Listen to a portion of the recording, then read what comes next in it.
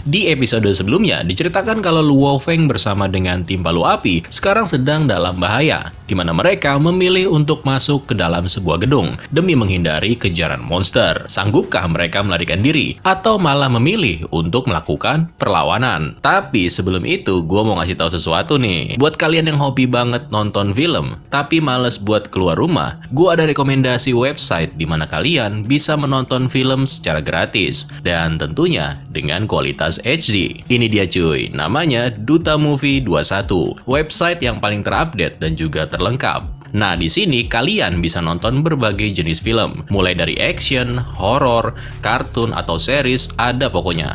Lengkap cuy. Kalian nggak perlu repot-repot untuk berlangganan. Hanya dengan bermodalkan kuota internet, kalian bisa mencari film dari berbagai genre. Jadi, saran gue nih ya, kalau mau nonton film gratis, kalian harus nonton di Duta Movie aja. Kalian bisa klik di .gg/dutamovie21 atau kalian bisa juga cek link websitenya yang udah gue cantumkan di bagian deskripsi dan juga pin komen. So, tunggu apa lagi? Mau nonton film gratis? Ya di Duta Movie aja dong.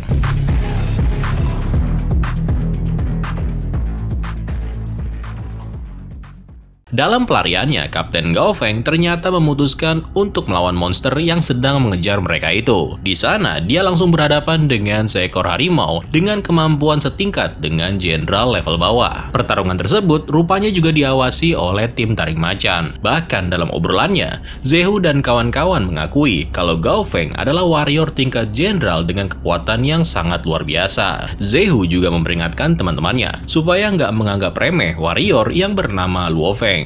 Meskipun dia masih pemula, tapi lama-kelamaan Zehu merasa kalau kemampuan Luo Feng terus meningkat. Zehu bahkan meminta supaya mereka membunuh Gao Feng terlebih dahulu dengan maksud melemahkan kekuatan dari tim Palu Api.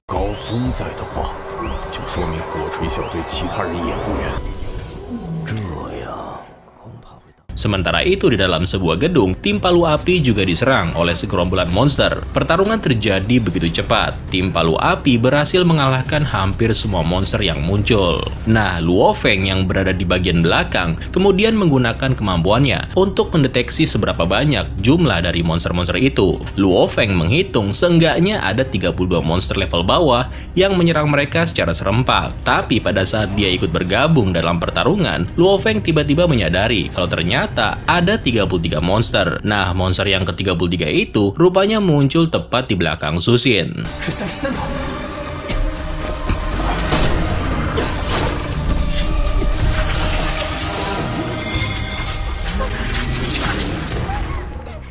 Nah, tadi itu Luo Feng terpaksa menggunakan kemampuan spiritualnya demi menyelamatkan Su Xin. Apa yang dilakukan Luo Feng barusan sempat membuat Chen Gu merasa kagum tentang bagaimana Luo Feng bisa memiliki kemampuan memainkan senjata pisau. Nah, di sini Luo Feng lebih memilih untuk nggak memberitahukan kalau dia sebenarnya itu memiliki kekuatan spiritual. Sementara itu di luar, Gao Feng yang masih terus bertarung pada akhirnya juga berhasil mengalahkan lawannya.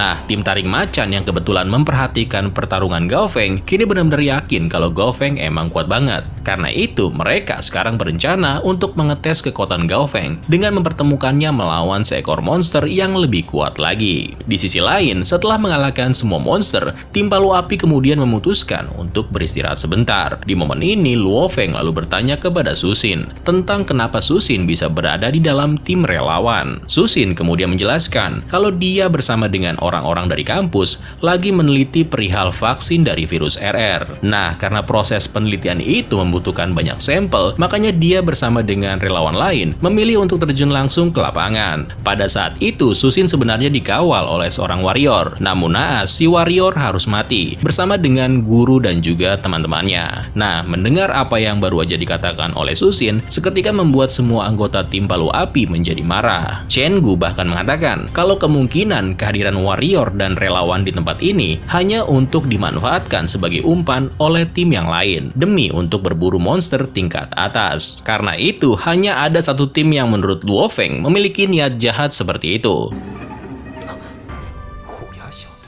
Sementara itu, tim taring macan kini sedang mempersiapkan penyerangan. Zehu mengingatkan sama teman-temannya kalau Luo Feng adalah miliknya dan hanya dia yang boleh membunuhnya. Mendengar hal tersebut, kapten dari tim taring macan kemudian mengingatkan Zehu supaya jangan lupa dengan tujuan utama mereka berada di sini, yaitu untuk menaklukkan seekor monster tingkat jenderal level atas yang disebut sebagai The Hunter atau serigala bulan perak. Nah, jadi sengaja cuy ini diadu antara Gao Feng melawan serigala bulan perak supaya si Gao Feng mati dan monster serigala tersebut menjadi sekarat. Nah, dari sana baru deh tim taring macan akan mengalahkan serigala bulan perak dengan gampangnya. Kalau mereka bisa mengalahkan monster level tinggi seperti itu, tim taring macan akan mendapatkan poin yang sangat besar, yang nantinya bisa menaikkan level dari tim mereka sendiri. Namun sayangnya mereka harus memakai cara-cara curang seperti ini. Next, kemudian pada saat Gao Feng dan tim palu api akhirnya bertemu kembali, tim taring macan mengaktifkan gelombang ultrasonik, sekaligus memulai rencana penyerangan mereka.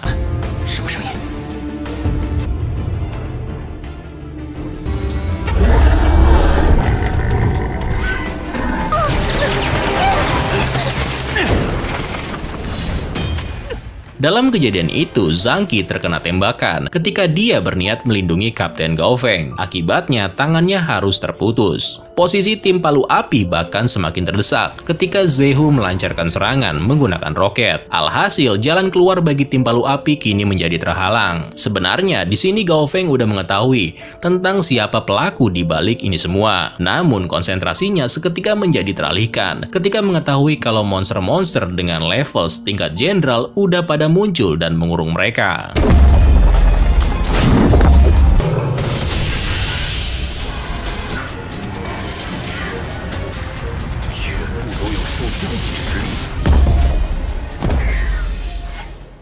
Sekali lagi, tim palu api memilih untuk menghindar. Di momen ini, Luo Feng sempat berpikir, apa jangan-jangan tim taring macan melakukan ini semua karena dirinya? Nah, karena itu Luo Feng berniat mengakhiri semuanya, di mana tim palu api kemudian dibuat terkejut ketika Luo Feng mengeluarkan kemampuan spiritualnya.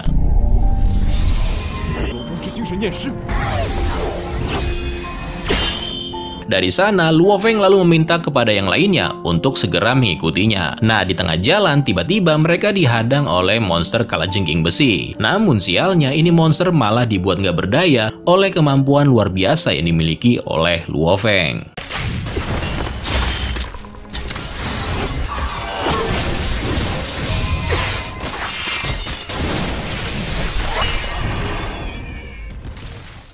Dan lagi-lagi, Luo Feng menggabungkan senjatanya, di mana dia membunuh satu persatu monster yang berdatangan. Sampai kemudian muncul seekor monster dengan ketebalan armor yang nggak bisa ditembus oleh senjatanya si Luo Feng. Di sini, anggota tim palu api kemudian memberitahu kalau Luo Feng harus membidik tepat di bagian terlemah, yaitu mata belakang kuping atau di bagian kaki.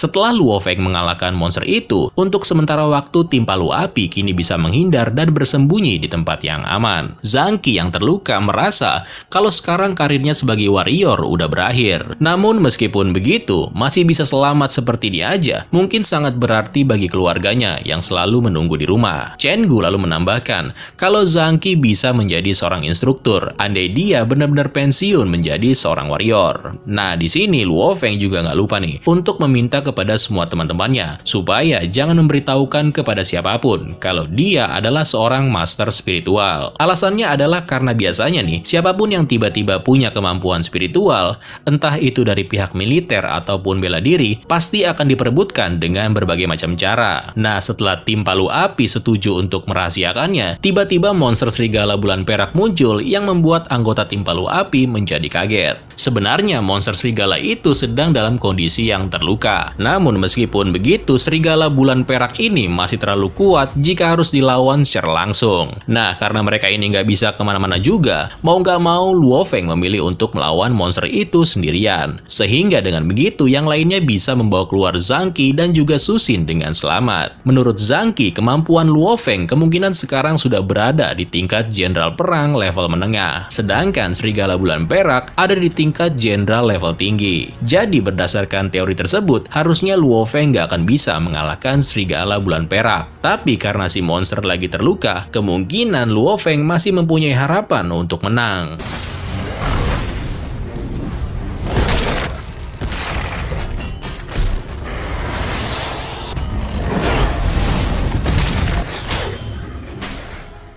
Dalam pertarungannya, semua serangan berhasil dihindari oleh serigala bulan perak, termasuk menghancurkan salah satu pisau terbang milik Luo Feng. Kemampuan menghindari serangan yang luar biasa yang dimiliki oleh monster itu juga sempat membuat Luo Feng bertanya-tanya, apa jangan-jangan makhluk ini terluka akibat melawan master spiritual yang lain? Dan karena hal itu juga, mungkin yang membuat serigala bulan perak ini bisa menghindari setiap serangan dari Luo Feng. Nah, untungnya Luo Feng mempunyai sebuah rencana. Dia mencoba memancing makhluk itu ke area yang lebih terbuka, sehingga dari sana Luo Feng bisa memaksimalkan serangannya.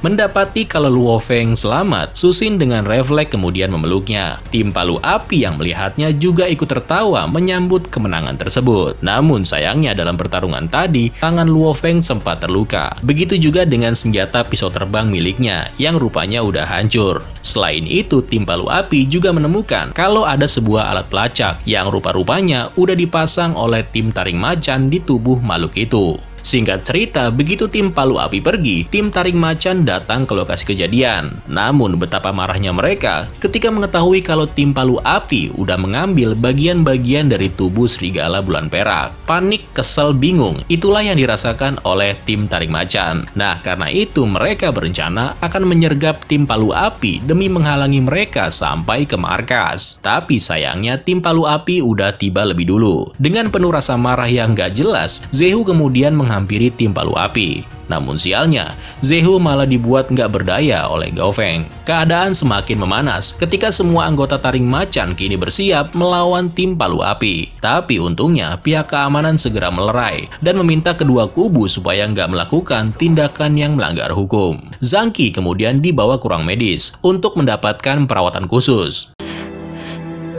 Tidak. Dalam lubuk hatinya yang paling dalam, sebenarnya Zhang Qi ini belum mau pensiun menjadi seorang warrior. Nah, mendengar hal tersebut, Gao Feng kini berniat menanyakan ke pihak aliansi, apakah ada yang namanya lengan robot yang khusus dibuat untuk seorang warrior. Meskipun terasa mustahil ya, tapi kalaupun ada, kemungkinan lengan robotik nggak akan pernah cocok dengan tubuh seorang warrior. Next dari sana tim Palu Api lalu bertemu dengan Wang, sosok yang meminta bantuan mereka sebelumnya. Wang juga nggak lupa untuk berterima kasih dan kemudian membayar semua kerja keras dalam usaha untuk menolong Su Xin. Nah, momen tersebut kemudian dimanfaatkan oleh Gao Feng untuk bertanya perihal apakah ada yang namanya lengan robotik. Wang lalu mengatakan kalau lengan robotik memang ada, namun masalahnya bagian tubuh robotik seperti itu hanya digunakan untuk kehidupan sehari-hari, bukan untuk dipasangkan ke tubuh warrior. Tapi Wang juga menambahkan kalau di luar sana ada sesuatu yang lebih berharga dari itu, yang konon kabarnya nih bisa meregenerasi bagian tubuh seseorang. Dan benda berharga itu disebut sebagai air kehidupan, yang dibuat dari roh monster tingkat bos atau raja yang diberi nama Raja Naga Bumi. Tapi yang jadi masalah, di pasaran itu harganya juga mahal cuy. Sekitar 30 miliar huaxia. Nggak tahu berapa ya, pokoknya mahal banget pasti. Next kemudian, tim Palu Api memberikan bagian-bagian tubuh dari monster serigala bulan perak, yang seketika membuat Wang terkagum-kagum. Nah, di sini Wang bersedia memberikan hadiah seharga 1 miliar, di mana uang 1 miliar itu kemudian secara sepakat diberikan kepada Zhang Qi sebagai rasa terima kasih dan juga uang pensiun. Ya, mau gimana lagi ya nggak? Lengan robotik nggak mungkin. Terus mau beli air kehidupan? yang nggak ada duit cuy. Nah, di sini mereka juga membicarakan tentang bahaya yang akan ditimbulkan oleh tim tarik macan di masa depan, yang sewaktu-waktu bisa membahayakan mereka. Karena rata-rata anggota tim Palu Api ini nggak muda lagi, Kapten Gao Feng lalu menyarankan untuk mengkonsumsi obat genetik level A. Singkatnya, obat tersebut sanggup meningkatkan kekuatan fisik dalam waktu yang singkat, sehingga nantinya bisa membuat kemampuan anggota tim Palu Api menjadi warrior tingkat jenderal perang level tinggi, hanya dalam waktu 2 bulan. Tapi cuma sampai situ aja, karena ada efek sampingnya yang akan membuat si penggunanya menjadi sulit untuk meningkatkan kekuatannya lagi. Nah, bagi Luo Feng sendiri, dia nggak perlu untuk mengkonsumsi obat-obatan seperti itu, karena selain masih muda, Luo Feng adalah seorang master spiritual. Jadi, dia ini masih mempunyai banyak cara untuk meningkatkan kemampuannya. Next, setelah pertemuan itu selesai, Luo Feng kemudian kembali ke rumah dan bertemu dengan keluarganya. Karena kebetulan vilanya berdekatan nih, dia melihat bagaimana Zhang Qi juga disambut oleh anak dan istrinya, yang kaget begitu tahu kalau Zhang Qi pulang dengan keadaan seperti itu.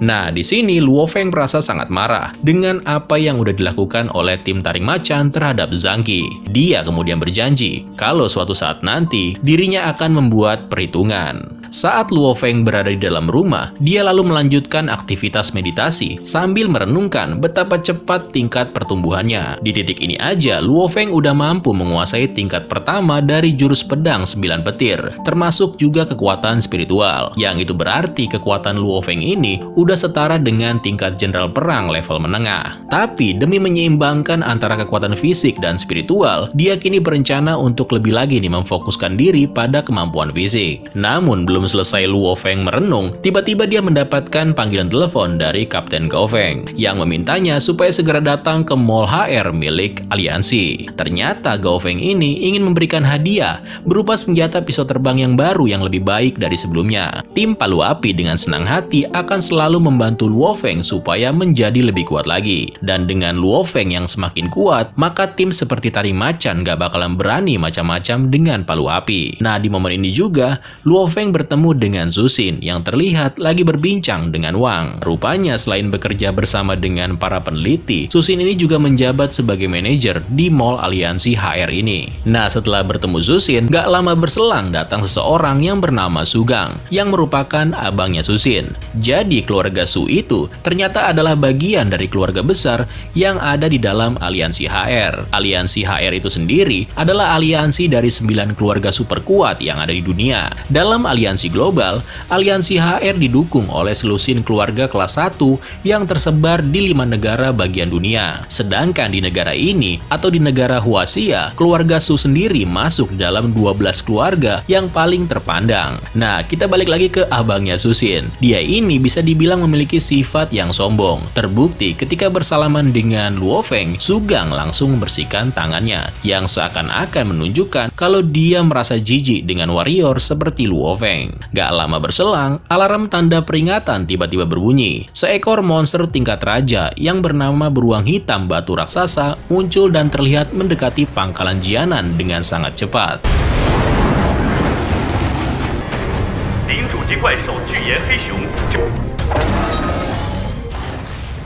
Luo Feng sempat berniat pergi untuk melawan makhluk itu. Namun Kapten Gao Feng menghentikannya dengan mengatakan kalau monster dengan level seperti itu masih terlalu kuat bagi warrior seperti mereka. Nah, untungnya ada seorang warrior tingkat dewa perang yang bernama Lu Gang muncul di lokasi kejadian.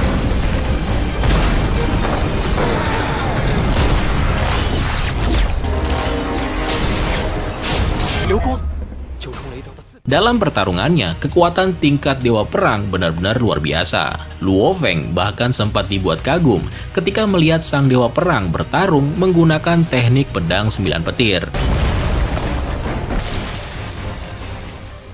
Singkat cerita, Lu Gang berhasil mengalahkan makhluk mengerikan tersebut dengan gampangnya. Nah, ketika melihat berita di televisi, Su Gang langsung meledek Luo Feng dengan mengatakan kalau level dewa perang itu pamornya jauh lebih hebat jika dibandingkan dengan warrior biasa. Dengan kata lain nih, Su Gang itu sebenarnya pengen bilang kalau Luo Feng gak ada apa-apanya. Mendengar hal itu, Luo Feng lalu mendekati Su Gang sambil berkata, Luo Feng juga menambahkan, apa jangan-jangan kalimat tadi ditujukan supaya Luo Feng menjauh dari Su Xin adiknya. Tapi itu nggak bakalan terjadi, karena Luo Feng nggak bakalan pernah mundur. Luo Feng lalu berkata, suatu hari nanti, dia akan menjadi warrior nomor 1 di dunia. Dan ketika itu terjadi, maka Su Gang akan menyesali semua perkataan yang baru aja terucap dari mulutnya tadi. Nah, demi mencapai ambisinya itu, sekaligus untuk menguasai teknik pedang 9 petir tahap yang kedua, Luo Feng kini memutuskan untuk pergi ke dunia luar. Tepatnya pergi ke kota 0201 sendirian. Selama berbulan-bulan, Luo Feng udah membunuh banyak monster yang ada di kota itu. Awalnya dia hanya membunuh sekitar 198 ekor, dan kemudian terus meningkat, sampai mungkin puluhan ribu monster yang udah dia basmi. Kabar itu rupanya menyebar ke seluruh pangkalan, di mana saking maniaknya, Luo Feng sampai dijuluki sebagai psycho atau si gila. Dengan reputasinya itu, dia sekarang bahkan dikagumi sama warrior-warrior wanita cuy. Next, gak lama berselang, ada berita tentang kemunculan monster tikus tingkat jenderal yang memimpin jutaan kaumnya masuk ke dalam kota 0201, yang kebetulan Luo Feng juga ada di sana. Luo Feng yang melihat Wandong dalam bahaya dengan cepat menolongnya. Untungnya Dewa Perang Lugang juga muncul di sini dalam misi untuk menahan tikus tersebut masuk ke basis pertahanan kota.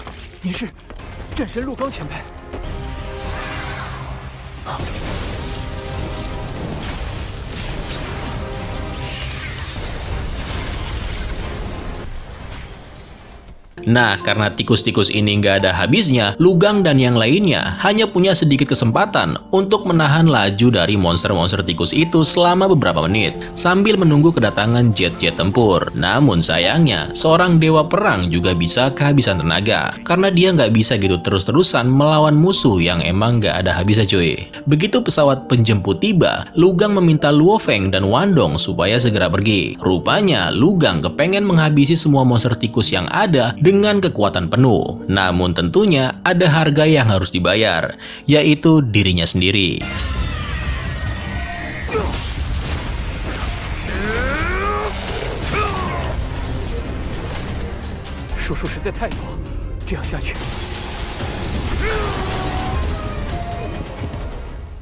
Korban yang berjatuhan dari serangan tikus bisa dibilang sangat banyak. Tapi yang lebih mengharukan adalah ketika semua orang harus berduka karena kehilangan satu sosok dewa perang yang rela mengorbankan hidupnya demi menolong orang lain. Hal itu rupanya juga dirasakan oleh Luo Feng yang merasa sangat marah dan belum cukup kuat atau seenggaknya melakukan hal yang serupa seperti yang dilakukan oleh Lugang. Karena itu Luo Feng kemudian terus melatih teknik pedang 9 petir miliknya ke tingkat yang kedua. Meskipun sempat gagal, namun pada akhirnya Luo Feng bisa menguasainya ketika mengetahui kalau sebenarnya teknik ini bukan hanya tentang kekuatan fisik aja, melainkan efek yang ditimbulkan ketika teknik tersebut digunakan.